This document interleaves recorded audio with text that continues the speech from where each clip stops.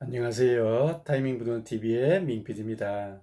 월세 원룸과 달리 전세 원룸은 월세 약 20년분인 1억 정도의 전세금을 미리 먼저 예치하는데요.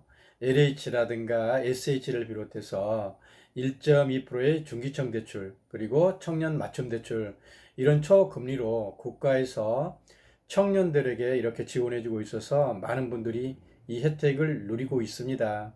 하지만 정부의 이러한 초저금리 대출 전세라도 전세 보증금에 대한 책임은 원칙적으로 임차인에게 있습니다. 인터넷이라든가 유튜브 등 플랫폼에서 제 영상이나 제 글들을 보시고 전화나 문자, 카톡으로 수시로 어려움에 처한 분들이 연락이 오는데요. 100만 원 이하의 가계약금을 날리게 생겼다는 분이 85%, 100만 원 이상의 계약금을 날리게 생겼다는 분이 15% 정도 됩니다. 놀랍게도 100만 원을 날리는 것을 좋은 부동산 경험 한번 했다 이렇게 생각하고 쿨하게 넘기는 청년분들이 많으시더라고요. 물론 100만 원 날려서 너무너무 속쓰리고 자신을 위로하기 위한 역설이라는 것을 잘 압니다. 제 말에 5분만 시간 내주시고 실천해 주시면 단돈 10만 원도 당하지 않습니다. 지난 화요일에는 계약금 450만 원을 포기해야 하겠다는 전화를 받았는데요. 실제로 해서는 안 되는 계약이었습니다. 9천만 원 지키겠다고 쿨하게 포기했다고 합니다. 부동산은 양아치들이 너무 많다고 좀 씁쓸해 하더라고요. 자신도 스스로를 이해할 수 없는 건 신축 빌라에 대한 제 얘기를 세 번이나 보고 다 잘 이해하고 갔는데도 순간적으로 부동산의 미사 여부와 신축업 해적감에 당했다는 자책을 하더라고요.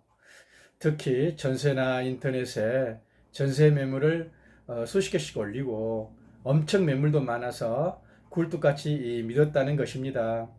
제 얘기를 들어주시는 단 한 분이라도 더 이상 이와 같은 피해를 멈추시기를 바라면서 전세 계약 시 피해야 할 매물을 이해하기 쉽게, 최대한 쉽게 설명해 드려 보고자 합니다.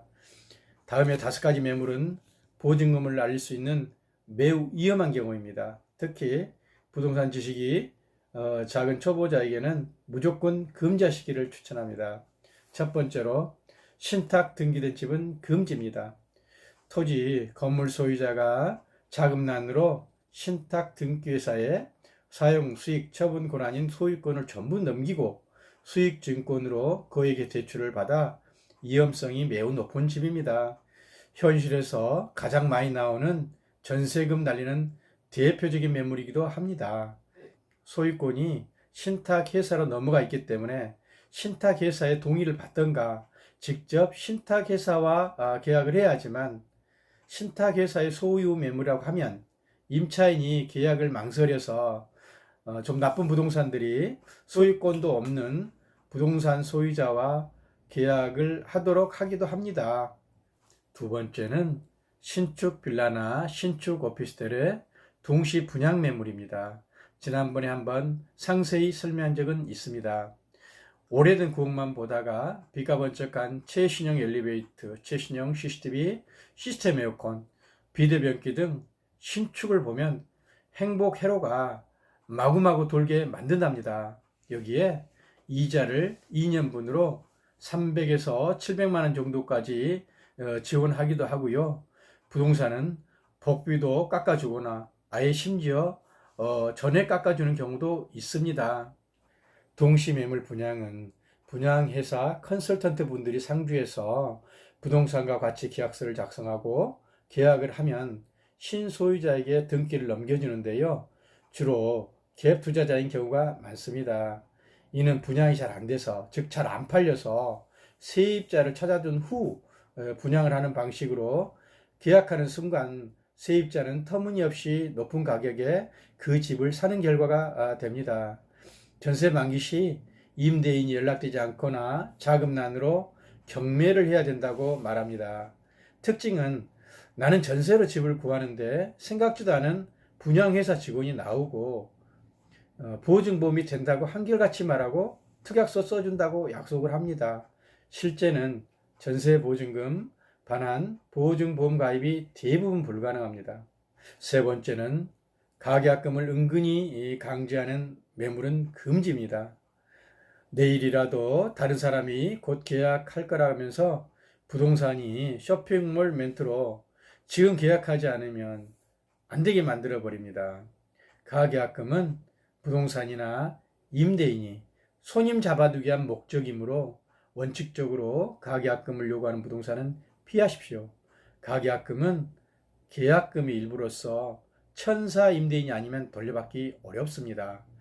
안전한 매물인데 시간이 없어서 계약금이 부족해서 꼭 가계약금을 해야 한다면 계약의 중요 사항을 A4 용지라도 작성한 후에 소유자 통장에 입금하셔야 합니다.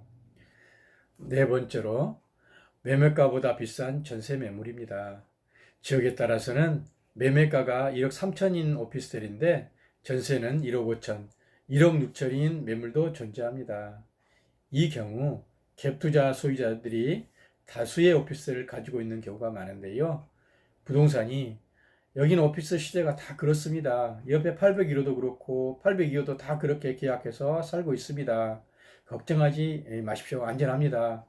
이런 식으로 반복해서 말합니다. 그러면 그런가 보다 하고 계약을 하기도 하는데요.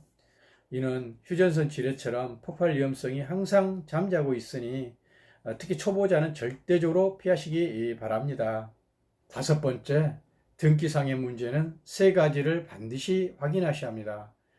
첫 번째로 소유권에 대한 사항을 열거하는 갑구에 가압류나 압류, 담보가등기, 소유권 이전 가처분 신청 등 생소한 용어가 있거나 을구의 근저당 금액이 지나치게 높게 설정된 깡통 증세는 무조건 피하셔야 합니다. 보통은 근저당 설정액이 있으면 가압류 등은 거의 없지만 간혹가다 있는 경우도 있습니다. 두 번째로 다가구 주택이나 근생의 경우는 선순위 보증금 합계액을 반드시 확인하셔서 근저당 금액과 합해서 시가와 비교하고 해당 매물의 채무 비율을 확인하셔야 합니다. 근저당이 없더라도 나보다 먼저 거주하신 선배님들의 선순위 보증금이 시가의 70% 이상이면 계약을 해서는 안 됩니다. 세 번째로 임차권 등기가 있으면 말소되었더라도가 중요합니다. 말소되었더라도 계약은 금지입니다. 법률적인 용어로는 임차권 등기 명령 등기가 풀네임입니다. 임대인이 자금난으로 제때 반환을 해주지 못했거나 장판과 벽지가 훼손됐으니까 100만을 떼고 반환해 주겠다면서 마찰을 일으켜서 보증금을 제때 안 내주었던 마음씨가 상당히 고약한 임대인입니다. 지금까지 말한 5가지 매물만 피하셔도 큰 위험에 빠지지 않습니다. 물론 좋은 부동산을 만나면 이러한 매물은 처음부터 소개하지도 않고 계약을 해서는 안 되는 이유를 쉽게 자세히 설명해 줄 것입니다.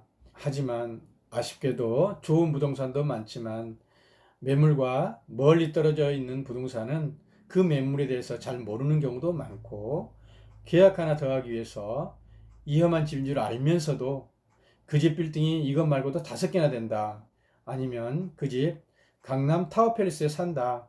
이런 식으로 임차인을 믿게 만들어대고 입만 열면 거짓말을 달고 그렇게 영업하는 부동산도 있어서 내 돈은 내가 지키지 않으면 안 됩니다. 오죽했으면 부동산의 80%는 심한 말로 사기꾼이다 이런 말이 나왔겠습니까? 좋은 집을 찾기 전에 먼저 20%의 좋은 부동산을 만나셔야 합니다. 제가 이런 말을 했더니 한결같이 좋은 부동산인지 사기 부동산인지 어떻게 알 수 있나요? 이런 질문이 바로 되돌아옵니다. 다음에는 좋은 부동산과 나쁜 부동산의 구별법에 대해서 설명해 보겠습니다. 제 지식과 정보의 오류가 있다면 폭풍 지적 겸허히 받겠습니다. 궁금한 것은 댓글 주시면 성심껏 답변해 드리겠습니다. 도움이 되셨다면 구독과 좋아요 부탁드립니다. 시청해주셔서 감사합니다.